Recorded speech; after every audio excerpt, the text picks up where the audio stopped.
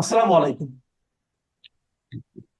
প্রিয় দর্শক, অন্য মঞ্চে আপনাদের সকলকে আমন্ত্রণ জানাচ্ছি। আমাদের সম্মানিত পররাষ্ট্রমন্ত্রী ডক্টর খলিলুর রহমান গত 5ই মে 3 দিনের সফরে চায়না গিয়েছিলেন এবং চায়না যাবার আগে তিনি সংবাদ সম্মেলন করে সাংবাদিকদের বলে গেছেন তার এই সফরের উদ্দেশ্য কি চান। এবং আমরা গণমাধ্যমের মাধ্যমে জানতে পারলাম যে এবার সেখানে কি কি আলোচনা হয়েছে। বিশেষ করে গতকাল 7ই মে তিনি খুব ব্যস্ত সময় কাটিয়েছেন।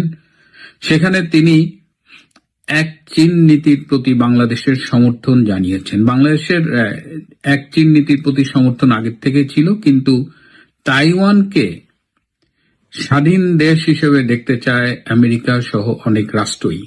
তারা এক চীন নীতির সমর্থক না।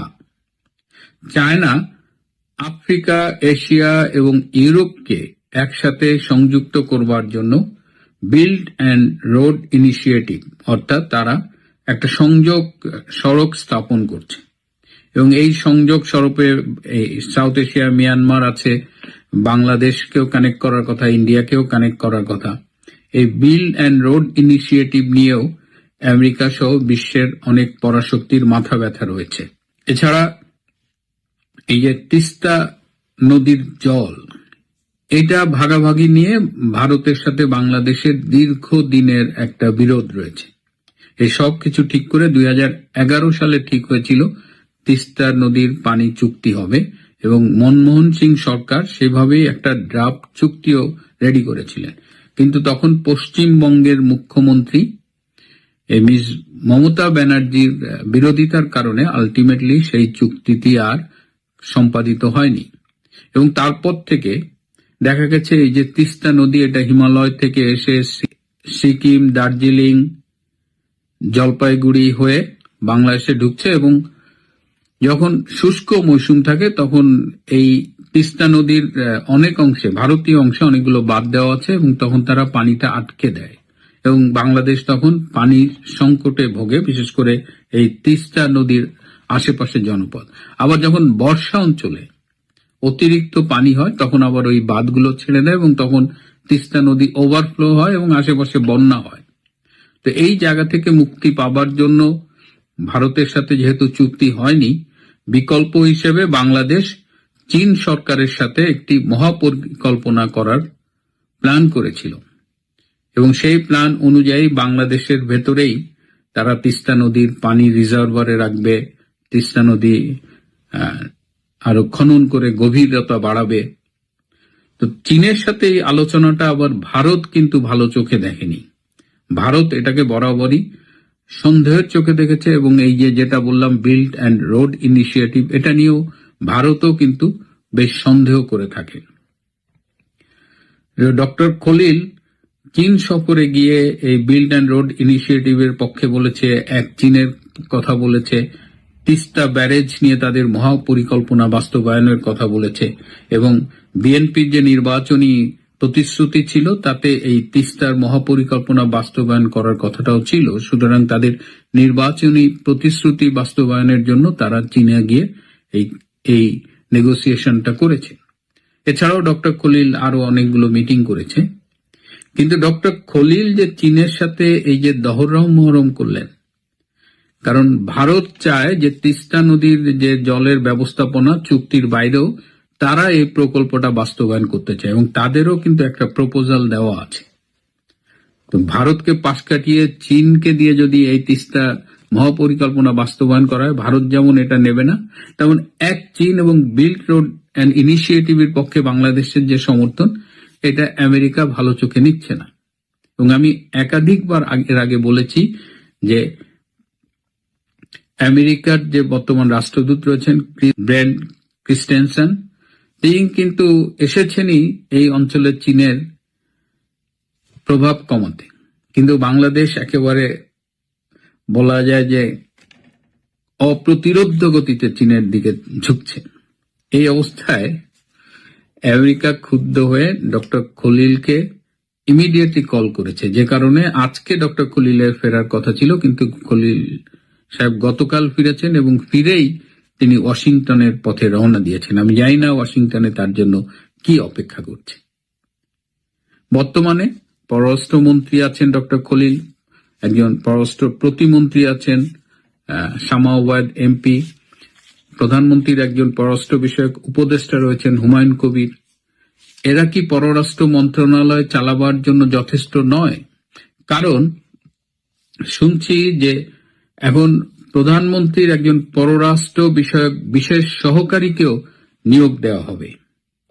সরকারি প্রজ্ঞাপন এখনো জারি করা হয়নি, তবে সিদ্ধান্তটা নেওয়া হয়েছে। এবং খুবই অবাক করা ব্যাপার হলো, যাকে প্রধানমন্ত্রী পররাষ্ট্র বিষয়ক বিশেষ সহকারী করছেন, তিনি আওয়ামী লীগ সরকারের আমলে একটি সাংবিধানিক পদের দায়িত্ব পালন করেছেন। অর্থাৎ আর একটা লুঙ্গি কেস। আওয়ামী লীগ আমলে গুরুত্বপূর্ণ সাংবিধানিক দায়িত্ব পালন করেছে, কিন্তু আসলে সে ছিল এই বিএনপি জামাতের লোক, এবং সেই পুরস্কারটি তাকে এখন দেওয়া হচ্ছে। আমি সঙ্গত কারণে, যেহেতু সরকারি প্রজ্ঞাপন জারি করা হয়নি, সেহেতু আমি তার নাম বলছি না, তার ছবি দেখছি না, কিন্তু আমার কাছে এই দুটো তথ্যই আছে। এই অবস্থায় এখন আমি ডক্টর খলিল যখন যায়, তখন একজন কূটনৈতিক বিশ্লেষক আমার সাথে বাজি ধরতে চেয়েছিল। তিনি বলেছিল যে দেখেন, ভারতের সাথে সম্পর্কটা কিন্তু এখন আর উষ্ণ নেই। ডক্টর খলিলের এর আগে ভারত সফর ব্যর্থ হয়েছে, এবং এ মাসে যে ভারত যাওয়ার কথা ছিল এই 10 তারিখের দিকে, তিনি সেটা যাচ্ছেন না। এবং তিনি যে চীনে যাচ্ছেন, অনেক কিছু বলে গেছেন, অনেক আশা নিয়ে গেছেন, কিন্তু তার এই চীন সফরও ব্যর্থ হতে বাধ্য। এবং তিনি আমার সাথে বাজি ধরতে চেয়েছিলেন, কিন্তু আমি আর বাজির দিকে যাইনি। কিন্তু এখন যেটা দেখলাম, তাতে মনে হচ্ছে যে ডক্টর খলিলের চীন সফরটা আমাদের বাংলাদেশের প্রচার মাধ্যমে যেভাবে আসুক না কেন, সেটি খুব একটি ফলপ্রসূ হবে বলে মনে হয় না। যেহেতু চীনের সাথে বাংলাদেশের সম্পর্কের উপরে ভারত এবং আমেরিকার দুটো পরাশক্তিরই নজর আছে, সুতরাং এটা বাংলাদেশের জন্য খুব ডিফিকাল্ট হবে কিনা, বা তারেক রহমানের সরকার এটা কিভাবে ম্যানেজ করবেন, সেটা আমাদের দেখতে হবে। তার জন্য আমাদের অপেক্ষা করতে হবে। এটি নিয়ে এক এক বিশ্লেষকের এক এক মতামত। প্রিয় বন্ধুরা, আজ এ পর্যন্তই। এই মুহূর্তে আপনাদের সামনে কথা বলতে চাই পশ্চিমবঙ্গের মসনদে বিজেপি, শেখ হাসিনার অভিনন্দন বনাম বিএনপির উদ্বেগ, নেপথ্যের রাজনীতির আসল রহস্য। দর্শক, আপনারা ইতিমধ্যে দেখেছেন যে আওয়ামী লীগ, বাংলাদেশ আওয়ামী লীগ বিজেপির পশ্চিমবঙ্গ জয়ে একটি অভিনন্দন বার্তা আওয়ামী লীগের সোশ্যাল মিডিয়া পেজ থেকে শুরু করে মানুষের ফেসবুক ওয়ালেও ঘুরে বেড়াচ্ছে। কিন্তু এখন পর্যন্ত বিএনপির কি কোনো অভিনন্দন বার্তা দেখেছেন যে পশ্চিমবঙ্গে বিজেপির জয়? দেখেননি। আপনারা শোনেন না যে বিএনপি নাকি বিজেপির সাথে দল টু দল বিএনপি বিজেপি সম্পর্ক উন্নয়নের চেষ্টা করছে। আবার বিএনপি সরকার ভারতের সাথে সম্পর্ক উন্নয়নের চেষ্টা করছে। আবার ভারতের সমর্থনে বিএনপি সরকার ক্ষমতায় এসেছে। হ্যাঁ, সমর্থন আছে, ছিল, কিন্তু বিএনপি যে দিনকে দিন ভারতের সাথে বিট্রে করছে, বা বিট্রে ইতিমধ্যে করেছে, ভারত এটা কিন্তু ইতিমধ্যে বুঝতেও পেরেছে।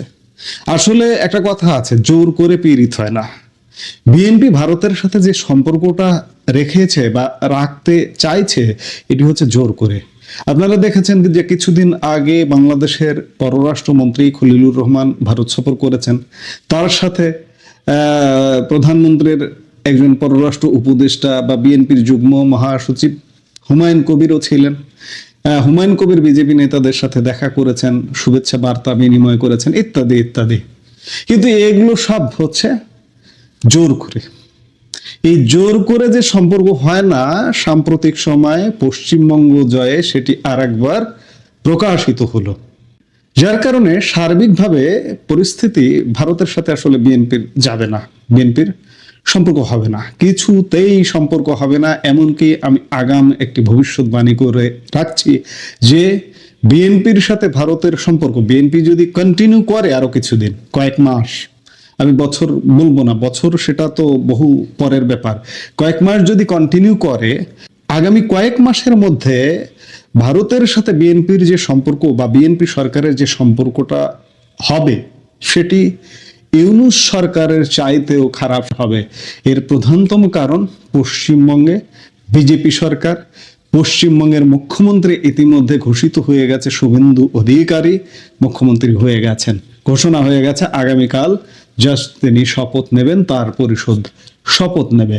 সেই জায়গা থেকে বিএনপি যে আচরণ করছে ভারতের সাথে সম্পর্ক নিয়ে, তাতে বিএনপি দল তো দূর কি বাদ, বিএনপি সরকারের সাথেও সম্পর্ক আসলে হবে না। বিএনপি আসলে ভারতকে ফিল করে না। বিএনপি ভারতকে আমরা ফিল করি। আমরা কেন ফিল করি? আমরা স্বাধীনতা মুক্তিযুদ্ধ থেকেই ভারতকে ফিল করি, বাংলাদেশকে ফিল করি, মুক্তিযুদ্ধের মহানায়ক বঙ্গবন্ধুকে ফিল করি। বিএনপি কি একটু করে? মুক্তিযুদ্ধের মহানায়ক বঙ্গবন্ধু শেখ মুজিবুর রহমান, এই জাতির মহানায়ক, এই জাতির স্রষ্টা বঙ্গবন্ধু শেখ মুজিবুর রহমানকে বিএনপি ফিল করে না। বাংলাদেশকে কতটা ফিল করে সে ব্যাপারে প্রশ্ন আছে। ভারতের অকৃত্রিম সহযোগিতাকে বিএনপি কতটুকু ফিল করে সে ব্যাপারে প্রশ্ন রয়ে গেছে, যার কারণে প্রশ্ন থেকেই যায়। এই জন্য ভারতের জনগণও কিন্তু সত্যিকার অর্থে, আপনি যতই কথা বলুন, আমি গত এই যে পরিবর্তিত পরিস্থিতিতে অসংখ্যবার বলেছি যে ভারতের জনগণ আওয়ামী লীগ করে, ভারতের সরকার আওয়ামী লীগ করে, ভারতের সব রাজনৈতিক দল আওয়ামী লীগ করে, বিএনপি কিন্তু কেউ করে না। আজকে আপনি একটা নিরপেক্ষ জরিপ করে দেখেন যে ভারতের জনগণের মধ্যে ম্যাক্সিমাম আওয়ামী লীগকে সমর্থন করবে। আর এই প্রেক্ষাপটে প্রতিবেশী দেশ ভারতের পশ্চিমবঙ্গ রাজ্যের রাজনৈতিক সমীকরণ এক নাটকীয় মোড় নিয়েছে। পশ্চিমবঙ্গে বিজেপির বিপুল জয়ে ওপার বাংলায় যেমন বইছে আনন্দের জোয়ার, তেমনি এপার বাংলার রাজনীতিতে শুরু হয়েছে নতুন মেরুকরণ। কেন বাংলাদেশের সাবেক প্রধানমন্ত্রী শেখ হাসিনা বিজেপি নেতাদের অভিনন্দন জানালেন, আর কেনই বা বিএনপি ও অন্যান্য দলগুলো এই জয় নিয়ে উদ্বেগের মধ্যে রয়েছে?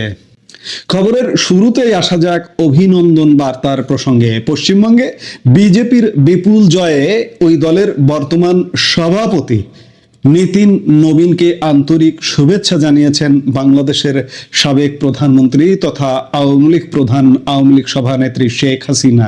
সূত্র বলছে গতকাল বৃহস্পতিবার রাতে তিনি ব্যক্তিগতভাবে নীতিন নবীনকে টেলিফোনে অভিনন্দন জানান।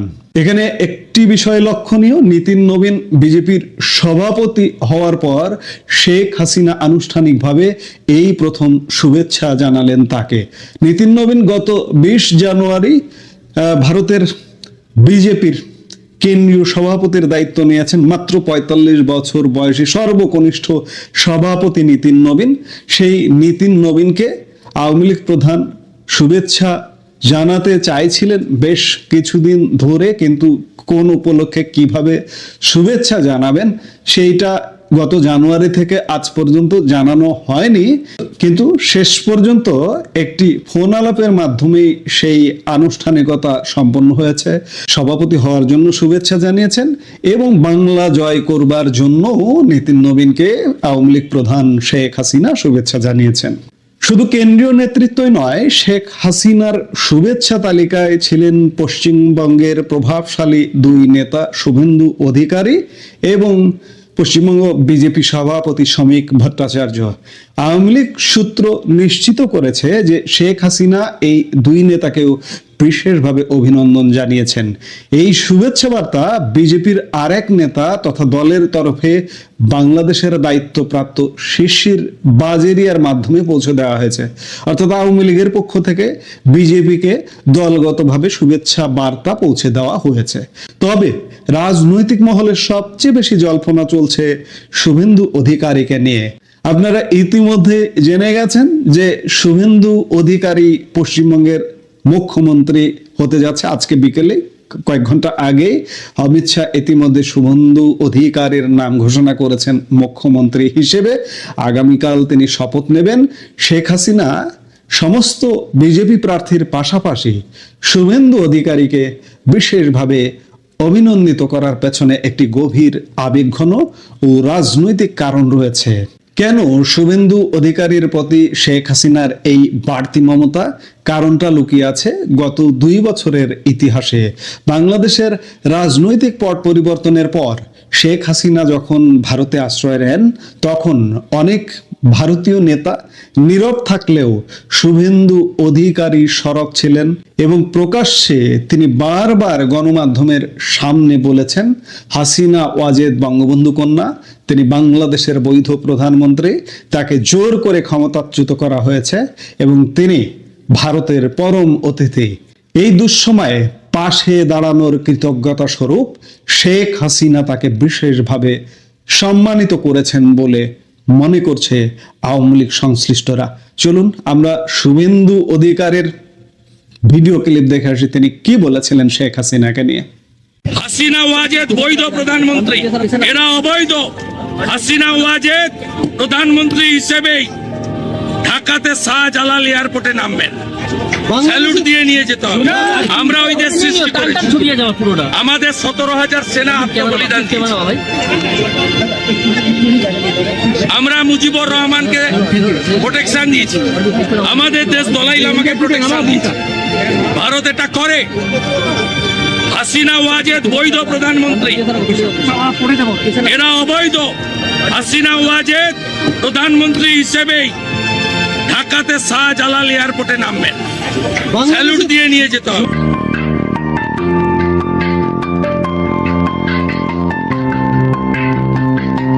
দর্শক দেখলেন শুভেন্দু অধিকারী কি বলেছেন। কাজেই এই বক্তব্য, এই কথামালা, এগুলোই আগামীতে কি হতে যাচ্ছে বা কি হতে পারে এগুলো প্রকাশ করছে। আমরা আগামীতে হয়তো অনেক কিছুই দেখব। এবার আসি মুদ্রার উল্টো পিঠে। বর্তমানে বাংলাদেশে আওয়ামী লীগের কার্যক্রম অনেকটা নিষিদ্ধ বা সীমিত থাকলেও শেখ হাসিনা ভারতের বিজেপি নেতৃত্বের সঙ্গে যোগাযোগ অব্যাহত রেখেছেন। বিএনপির সাথে বিজেপির যে সম্পর্ক বেশি দূর এগোবে না, আপনি এখন দেখুন খলিলুর রহমান ভারত সফরে গেছেন, হুমায়ুন কবিরকে সাথে নিয়ে বিজেপির সাথে সখ্য গড়তে চেষ্টা করেছেন, বার্তা দিয়েছেন, সেটা তো পেছনের খবর। কিন্তু এখনকার খবর দেখুন যে আওয়ামী লীগ শুভেচ্ছা জানাচ্ছে, দলগতভাবে শুভেচ্ছা জানাচ্ছে, আওয়ামী লীগ প্রধান ব্যক্তিগতভাবে শুভেচ্ছা জানাচ্ছেন, বিজেপি নেতাদের শুভেচ্ছা জানাচ্ছেন। কিন্তু অন্যদিকে বিএনপি সহ বাকি দলগুলো কিন্তু এখনো পর্যন্ত আনুষ্ঠানিকভাবে বিজেপিকে বঙ্গ বিজয়ের শুভেচ্ছা জানায়নি, বরং এনসিপির মতো কয়েকটি দল বিজেপির জয়ে উদ্বেগ প্রকাশের পাশাপাশি পশ্চিমবঙ্গে উগ্রবাদী শক্তির উত্থান হয়েছে বলে মন্তব্য করেছে। এমনকি জামাত অখুশি হয়েছে, বিএনপি মনে মনে অখুশি হয়েছে। বিএনপির সরকারের পররাষ্ট্রমন্ত্রীর মন্তব্য আপনারা ইতিমধ্যে শুনেছেন যে তারা উদ্বিগ্ন, যে বিশেষ করে পুশ ইন ইস্যুতে, পুশব্যাক ইস্যুতে ভারত যদি পুশব্যাক করে বা বাংলাদেশে যদি পুশ ইন ঘটে, এগুলো নিয়ে পররাষ্ট্রমন্ত্রী ইতিমধ্যে উদ্বেগ প্রকাশ করেছে এবং তার মতামত পেশ করেছে। আমি আজকে দুপুরে একটি ভিডিওতে এমনটা বলেছি এবং পররাষ্ট্রমন্ত্রীর মতামত বিএনপি দলগতভাবে পুশব্যাক ইস্যুতে যে মতামত দিয়েছেন যে পুশব্যাক যদি ভারত করে তাহলে বাংলাদেশও বসে থাকবে না, এটি দলগতভাবে বিএনপি তাদের সোশ্যাল মিডিয়াতেও প্রকাশ করেছে।